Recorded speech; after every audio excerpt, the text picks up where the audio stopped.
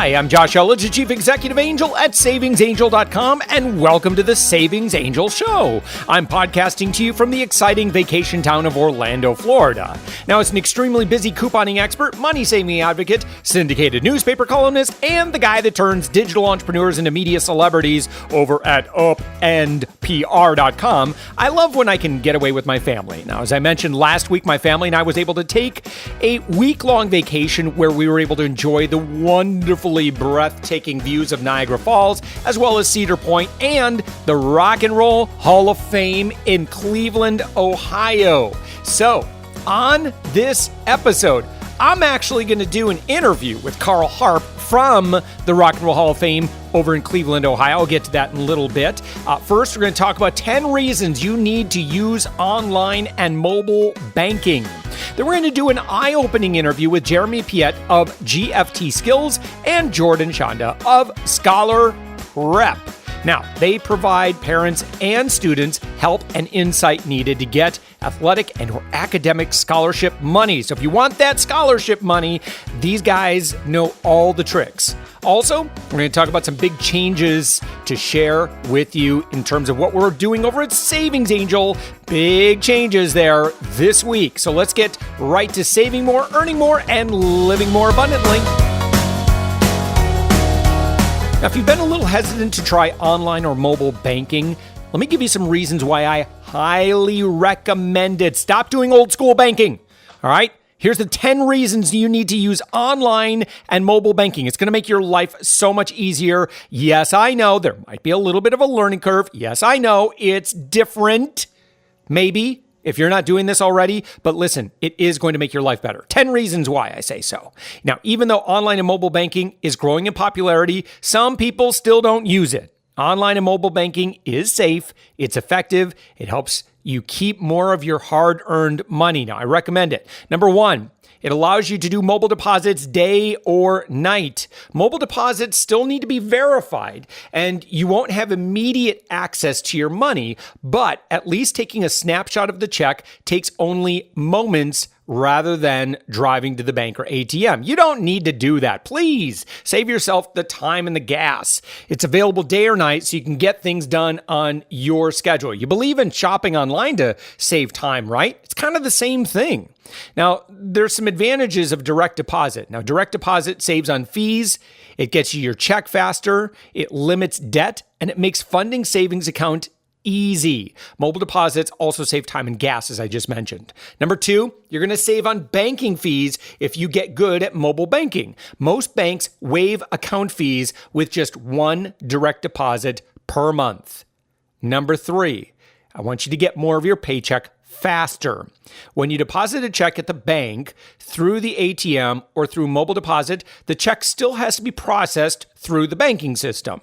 So you only get immediate access to a small portion of it generally. Now with direct deposit, this is the opposite. You get immediate access to all but a small portion of your check the same day you get paid because the verification process is handled electronically.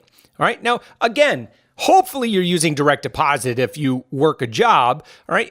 But even for my business owner friends out there, get this set up so you can get all of your funds electronically. Find a way to do this.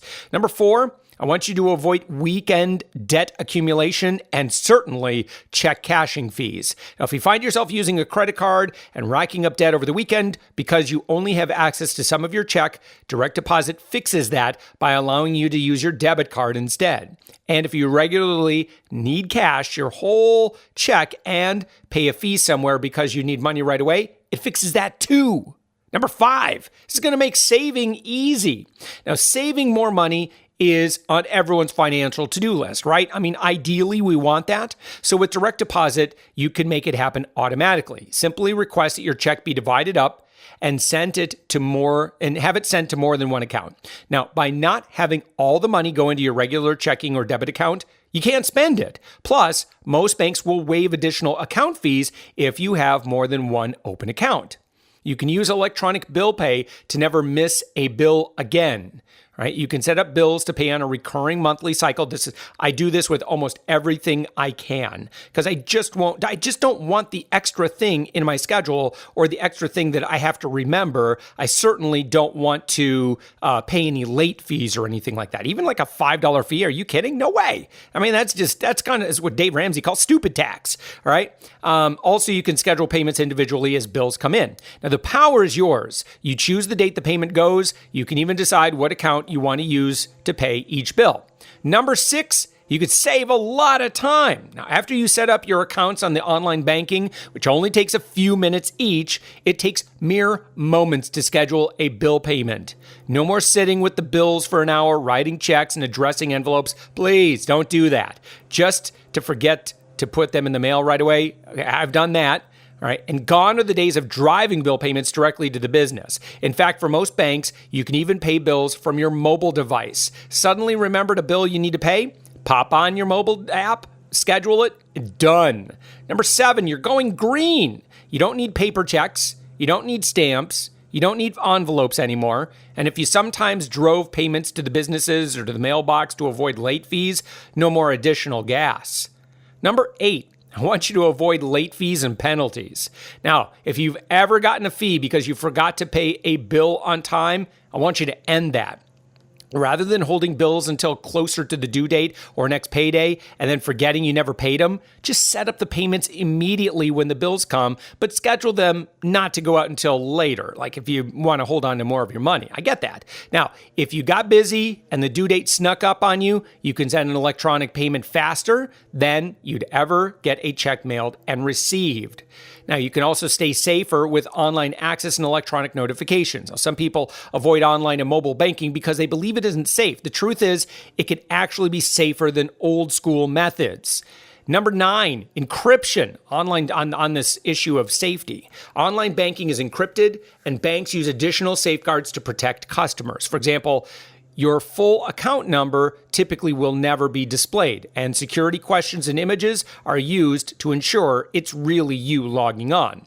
Number 10, finally, fraud detection. If you see something fishy, the faster you respond, generally the better the outcome. Waiting for traditional bank statements in the mail and then finding time to go through them can result in criminal activity emptying your account before you're even aware. But with online banking, you can view up-to-date account transactions, allowing you to closely monitor activity. So there you go.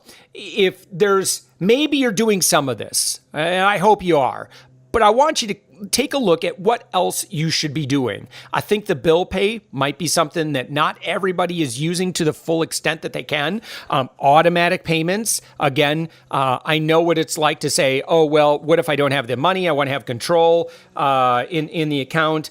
Look, if it's within a day or so of when that bill is due, you're just going to have to plan to have that there because you certainly don't want to rack up late fees because that just puts you further and further behind. Just trust you'll have the money. Just plan. Make sure you give yourself calendar reminders that such and such bill is being paid on such and such a date, just in case, you are a little bit closer to smaller levels in your checking account, and you can absolutely do this. And you know what? Smart banking is part of living abundantly. All right, and with us now, we've got Jeremie Piette from GFT Skills and Jordan Schanda from ScholarPrep, two of the brightest minds that I know in terms of helping students get that scholarship money. Now, what's really exciting about having both Jordan and Jeremie is that Jordan is a pro when it comes to getting academic scholarships. Jeremie is a pro when it comes to getting athletic scholarships. And so welcome, guys. Thanks. Great to be here. Oh, well, this is terrific. And I know that there are a lot of parents that are going to be really excited to hear this conversation because, and Jeremie, I'm going to start with you because, if my kid is really, really good at soccer and he's playing in high school and man, he's always doing really, really well on the field, there's the possibility that he could get some athletic scholarship money for college.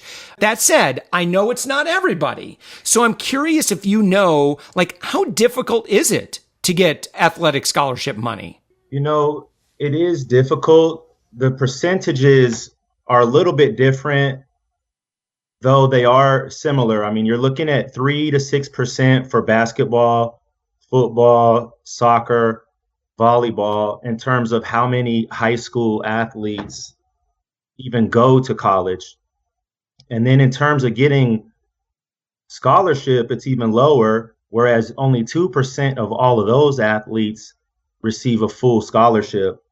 So with those stats, it's very difficult, but I have some stories, some amazing stories to tell you of athletes we've helped who have not even played at the highest level as a high school athlete, yet received Division I scholarship money because of how they promoted themselves and how they went about the process. So it's exciting. Well, Jeremie, and that was the biggest question that I knew that I was going to have for you going into this conversation, is that it's to get athletic scholarship money. It's not just about performing well on the field. There's more to it, right?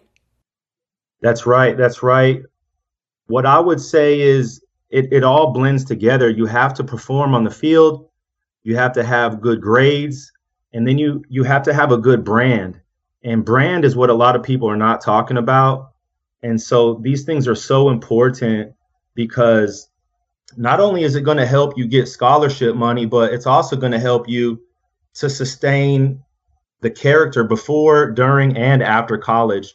I mean, you look at certain athletes in the past, like Michael Jordan, Derek Jeter, Serena Williams, and those athletes are a brand themselves. And it's not about how they're performing on the field. It's about what they're doing off the field. And so they did an amazing job keeping their brand high. But then you have other athletes, for example, Dennis Rodman, or Odell Beckham, who, you know, they throw a fuss, and they kind of act a little bit immature, and that lowers their brand. And nobody's bigger than the game, and the coaches aren't going to put up with that stuff. Yeah. All right. So I'm already thinking now, and hopefully to the mom or dad who's listening to this conversation right now, go get your high school or your middle school athlete right now and have them listen to this conversation, because Jeremie, you have a background. But Jeremie, can you kind of share your background and your bona fides and why you're qualified to talk about this topic? Because it's impressive. No, so long story short, with my background is I grew up in a smaller town, and I played different sports. I played football, basketball, and soccer, and I chose to play soccer. So I went to a Division II college, and I had some Division I offers, but I chose Division II for it was closer to where my family is, and also you can get a 50% scholarship from a Division I school or from a certain school, but obviously all these schools cost different, right? So I ended up choosing a school that was giving me less money, but at the end of the day, I was paying less money because the school wasn't as expensive. So then after college, I got drafted to play Major League Soccer by Dallas, and ended up traveling and getting to experience 17 countries as a professional player. And so I love soccer. I love helping people. And so that's what I've done the last 9 years, is just help tons of athletes learn how to brand themselves, improve their skills training, but then also give them scholarship opportunity. Wow.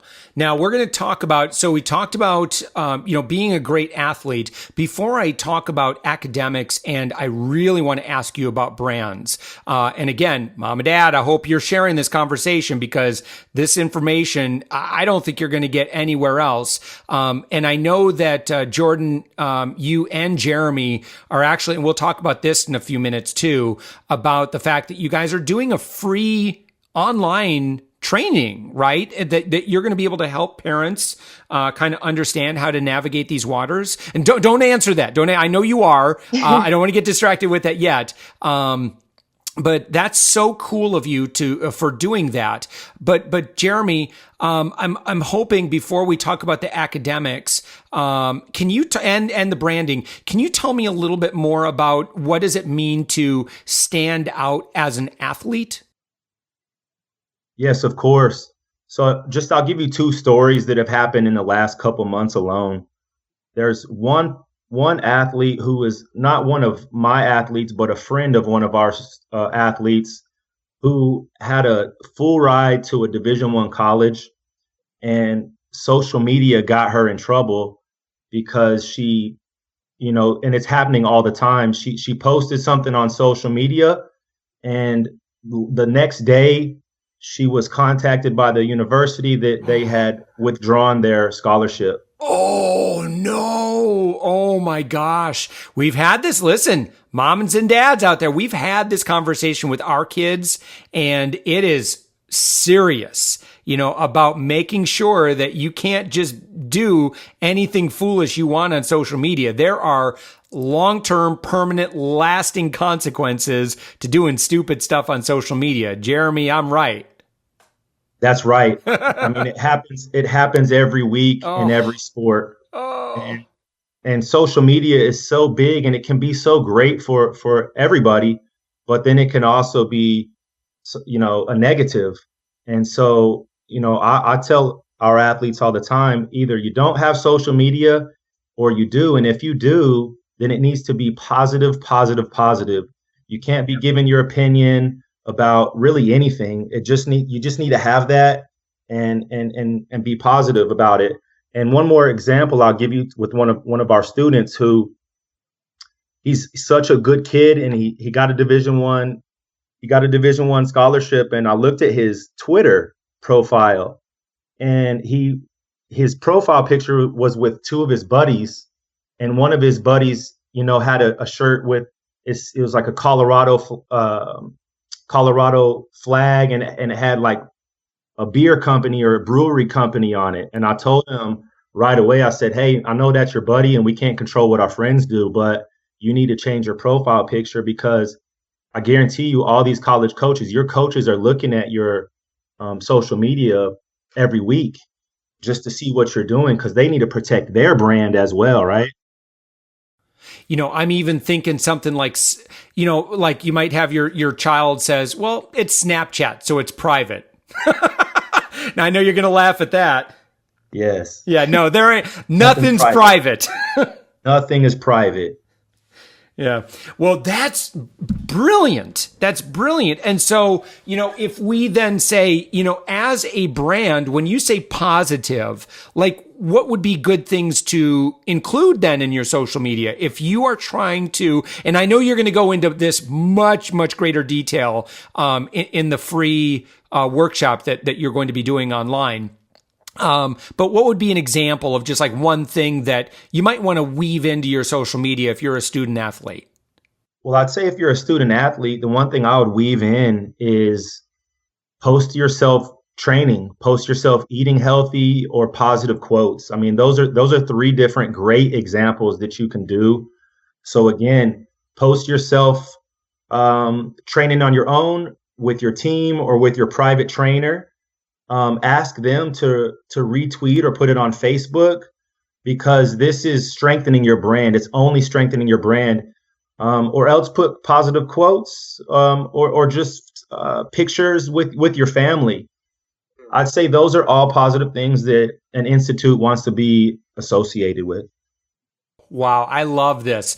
Now, let's talk about academics, because Jeremie, it's not enough just to be a great athlete. And yeah, okay, you got your social media together, but what happens if you got C's and D's and you just like your attitude is that you don't think that academics are that important?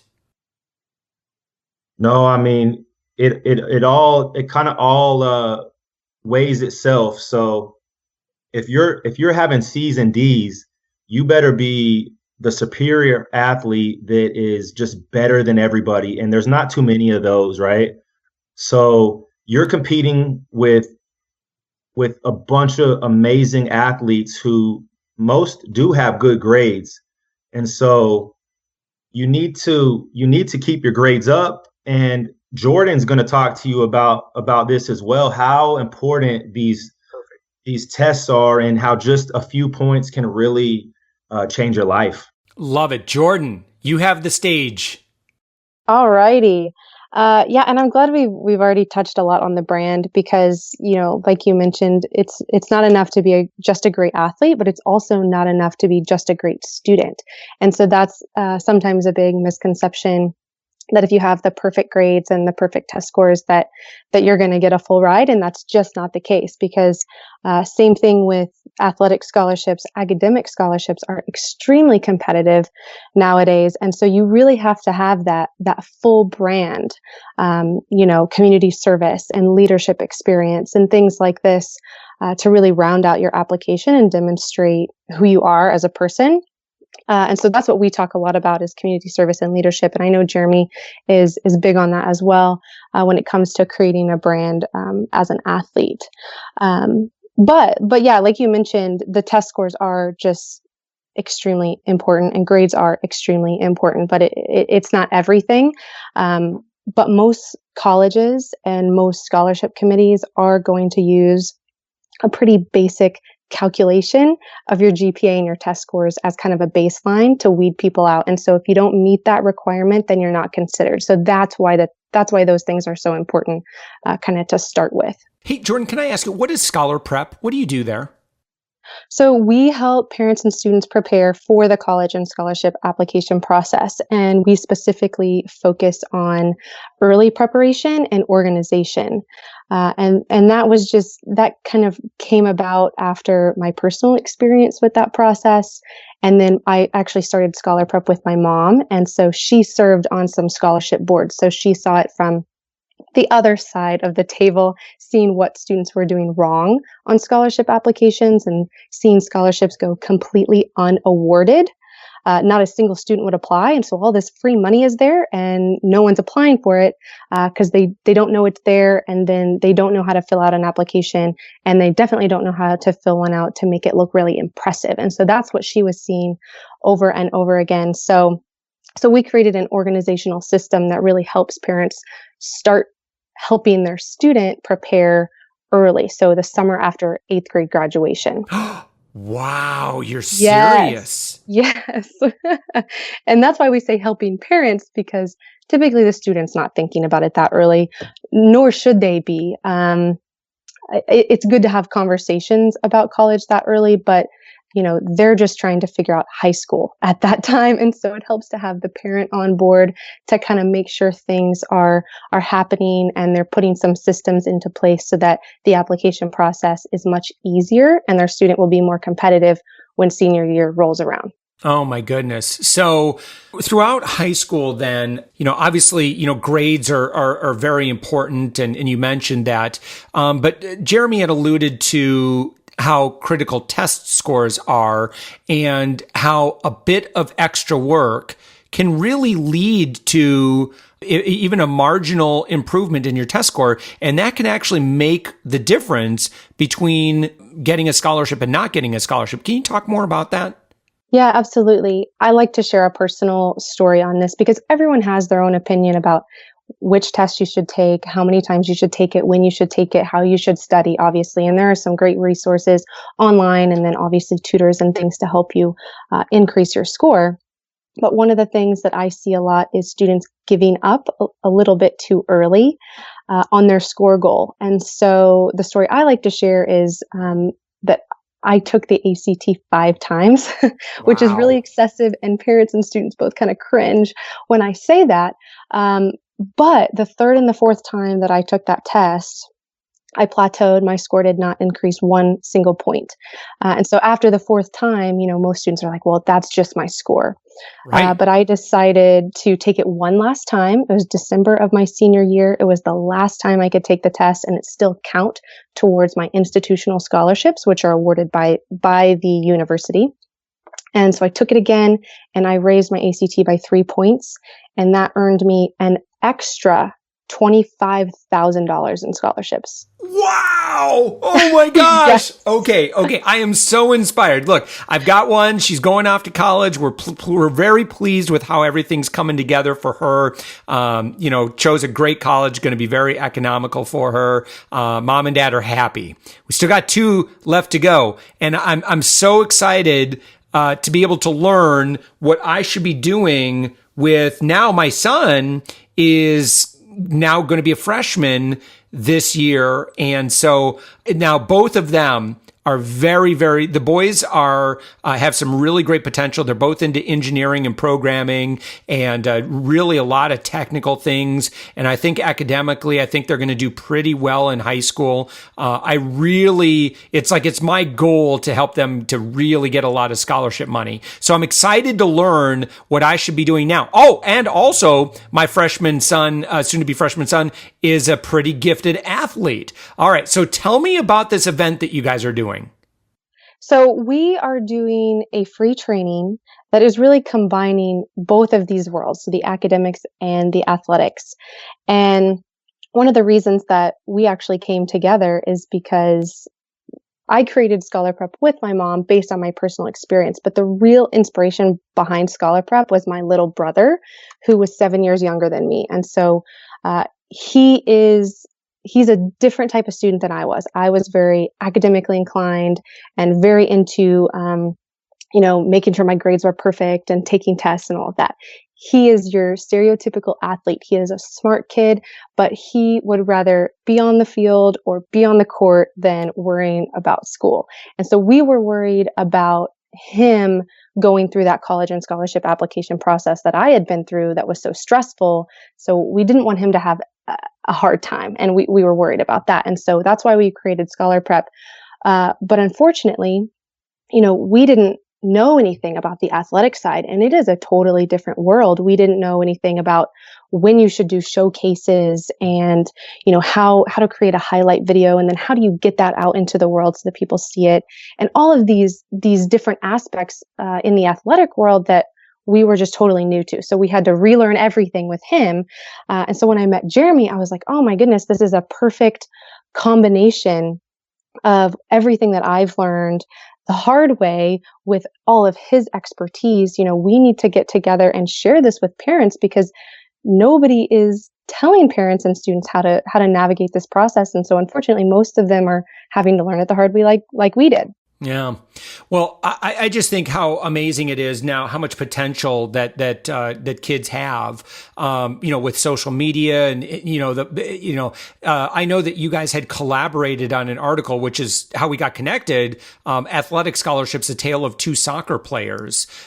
In there, he talks about the power of a highlight video and how easy it is to now, rather than, with social media and YouTube, you can just have all kinds of highlight videos of your work. And boy, it really helps a decision-making body, a scholarship decision-making panel know all about you. So this is really exciting. So I'm really excited about everything that we're going to be able to learn. For someone like you're listening to this, you're driving, I'm going to get that link. I'm going to put it up on SavingsAngel because I really believe in this and I want other parents to get this information as well. So I'll put this up on SavingsAngel. I'm going to send it out via email. And then I think if you go to SavingsAngel right now, like in the week following when this podcast episode aired, you should also probably find some banners. Now, if all that's gone, you're listening to this a little bit later, I want you to go to SavingsAngel.com/college money, all one word, all lowercase. So SavingsAngel.com/college money. And I'll get this link from you guys as soon as the sign up page for the free video class is all set up. I'll plan on being there because I really want to learn more about this. Jeremie's a friend of mine as well. And Jeremie, you're a smart guy, very successful in athletics. And so I'm really excited to be able to share this information. Look, I know there's a lot of scholarship money that's out there. I know a lot of it goes completely unearned. I want to make sure that my SavingsAngel audience gets that money. Even if you're not the best athlete on the field, Jeremie, you've inspired me that if, as long as you got the rest of the package together, you could actually be getting athletic scholarships. Again, you're not the best athlete out there, but you're the one who's getting the scholarships, which I think is so exciting. That's right. That's right. And though we talk about there's tons of money out there, because there is, college and sports, it's a business, right? And so they're obviously trying to save money themselves. And so we just love sports, we love academics, and we love people, right? And so we love to help you guys with the tips and the secrets, how to save yourself money. And so these things are important. And I think the common thing that most of the parents make is they wait too long, and they're thinking junior year, senior year, that's when they make their moves, and you're losing out right there. It's not that it's too late, but like Jordan was saying, 8th grade is really when you need to start. Man, I love this. Okay, to the person who's listening, share this conversation with all of your friends who have 8th grade students, high school students, or even in, middle school, so they could be thinking ahead. And then again, make sure to check out this event. I don't know if you guys are just doing it one time or not, but we'll keep up to date with you. And so if you plug into SavingsAngel, we'll make sure that you get the right link. But again, it's savingsangel.com/college money. I'm also going to send an email out if you're on my email list. So you make sure you can attend this with me. I'll be in attendance because I've got a great athlete son, and I think we might be able to do this. So I want to thank each of you, Jordan from ScholarPrep.org, and then Jeremie from GFT Skills. What's the website again? Is GFTskills.com? Yes, sir. Oh, GFT, awesome. GFT for Global Football Training Skills. SKILLS.com. Great. Well, again, I'm going to link up all of those things so that people can also see the other programs you do, but do not miss this free training. That's very, very cool of you guys. Thank you so much for doing this for our Savings Angel audience. I'm a big fan of helping people get to the best colleges that they want to, help their kids get to good colleges, and most importantly, not go into all this just horrible student debt. I've heard so many horror stories, and it's really not necessary if you play your cards right. And so I love surrounding myself with smart people who can help me and my kids navigate those waters well. And I love sharing that with all my Savings Angel friends. So Jordan, thank you so much for sharing your time with us. Thank you so much for all the valuable information. And Jeremie, thank you as well. Likewise, thank you, Josh. We appreciate it. Yes, sir. Thanks for having us.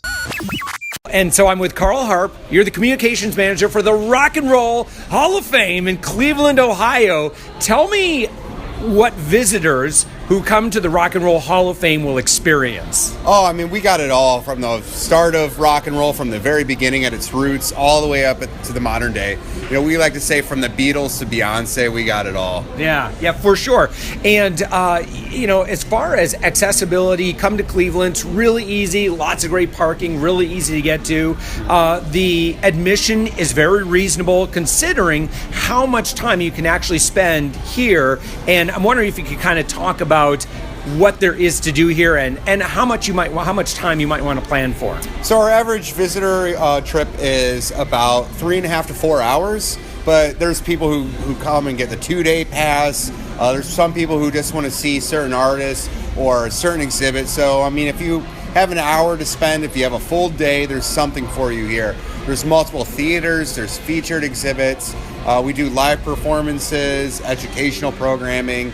So, all you got to do is check the schedule today on rockhall.com, and you can see what all the new exhibits are and kind of get a taste for it and kind of plan your visit that way. Can you give me some examples of some of these exhibits that someone might find when they're here, or maybe performances or special, like, for example, U2 360 was playing when we were here. So you got to watch in a nice theater, the 3D U2 concert, which my wife is a huge U2 fan. So we've actually been at the gift shop and at the cafe while my wife HoF is staying and watching a few more Bono performances. Yeah, so we have something called Stories of Rock that we do in our exhibit halls, and we'll bring out artifacts, or we'll kind of demonstrate how songs evolved. We bring out instruments, and our education department does a really great job of telling the stories behind these artists and the artifacts that are on exhibit, and not just telling you why these artists, how they shaped our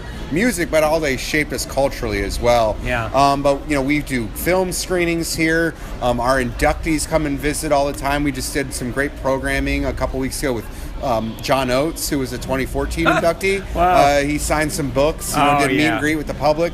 So, we do stuff all the time. We have a library and archives that's right down the road too, and we have authors that come in. We're an educational institution as well. So there's school groups that come in here. There's classes that are to be held for college kids. We start sometimes in the mornings. We have toddlers here too. So we supplement a lot of educational stuff that you see going away in schools as budgets get cut and cut and cut. Oh, sure. It's very unfortunate, but we're here to pick up the slack. Yeah. Well, and there's a lot of interactive exhibits as well. I was wondering if maybe you could share a couple of examples. Oh, yeah. So we have a lot of the interactive kiosks throughout the building. Downstairs in the Roots of Rock and Roll, you can hear some of those the early names who, before rock and roll was what rock and roll. So the gospel acts, country acts, some of the blues acts that were what those first generation of rock and rollers were listening to. We have stuff like the songs that shaped rock and roll as well, but we're working at more and more interactivity throughout the building. July 1st, we open our new Power of Rock experience upstairs on the 3rd floor, and that's going to have a lot of interactivity where you're going to be able to go through 30-some years of induction footage and see, connect with your artists, but you'll be able to also learn about the induction process and what goes into it and the selection process. Yeah. I know every year when they announce the new inductees, like Journey, yes, Pearl Jam, Tupac, who else is this year? ELO. Joan Baez, yeah. Joan Baez. Like every time you hear the new inductees, you're like, how are they not in the Rock and Roll Hall of Fame already? Oh yeah, I mean we deal with that every day, but it just shows the power of rock and roll that people have these deep tissue connections to certain songs, to certain memories, to the first album that they ever bought, with their own money. Oh yeah. So people have all these deep connections. And we welcome the dialogue. We welcome the people voicing their choice for the artists that they want to see inducted. Yeah, even I think if you have some obscure rock music tastes, you'll find some. For example, I'm a big fan of some of the Midwest punk rock bands from the '80s. So Husker Du, The Replacements. I'm like, oh my gosh, there's like a photograph there and their album cover and other stuff. Oh yeah, concert footage, concert stuff. Yeah, it's not just inductees throughout the building. Oh no, we start, at the beginning, we go up to the modern day, there's Bruno Mars downstairs, the Alabama Shakes.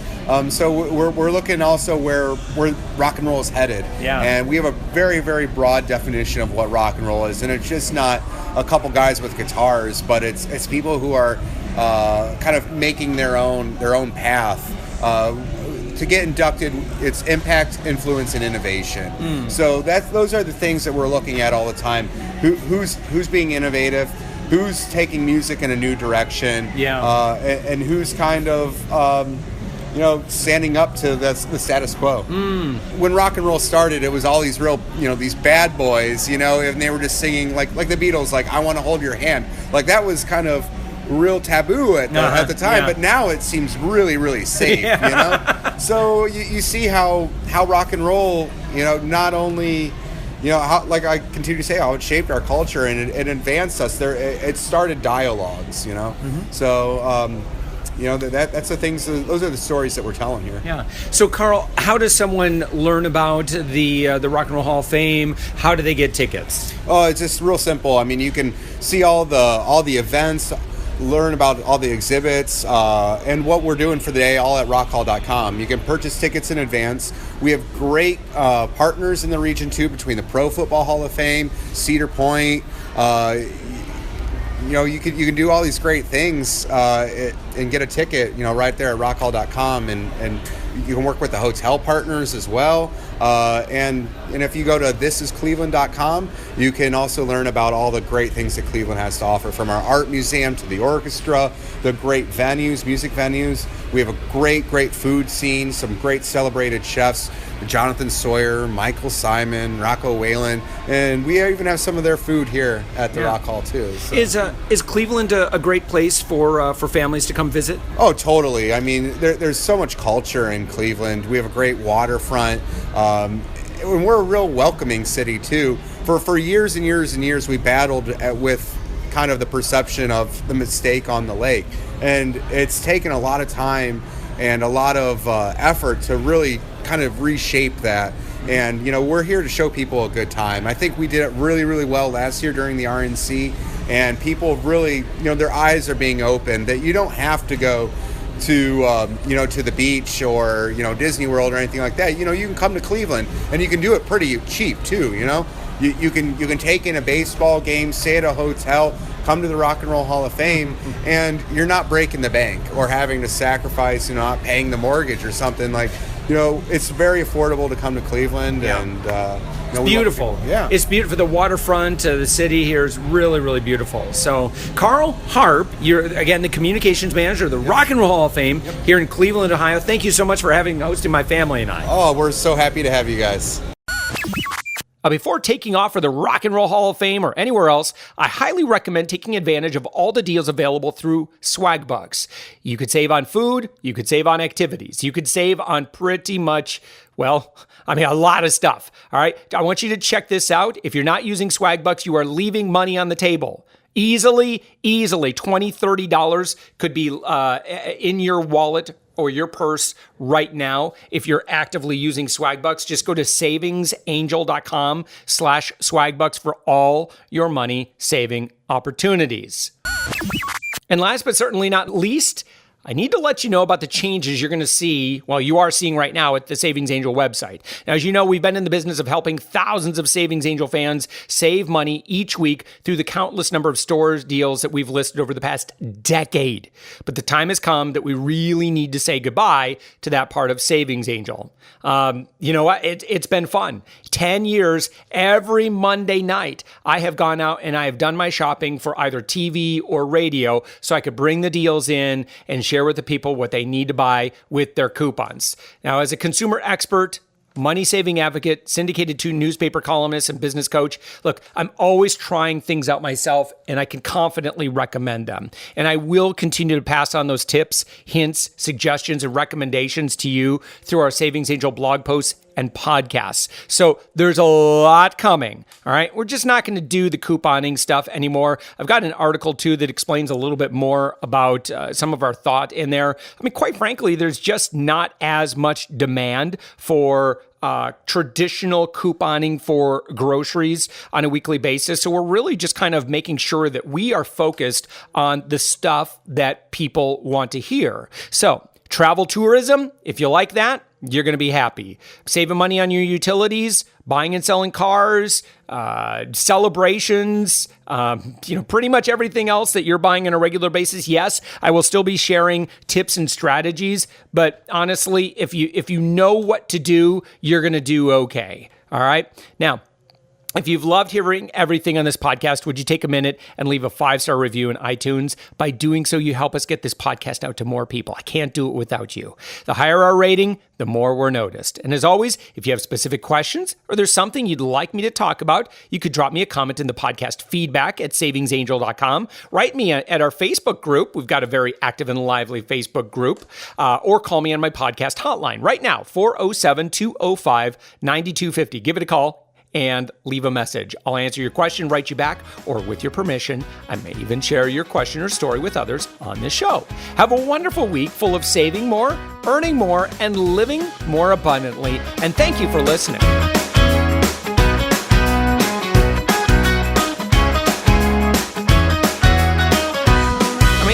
That's kind of what Dave Ramsey calls stupid tax.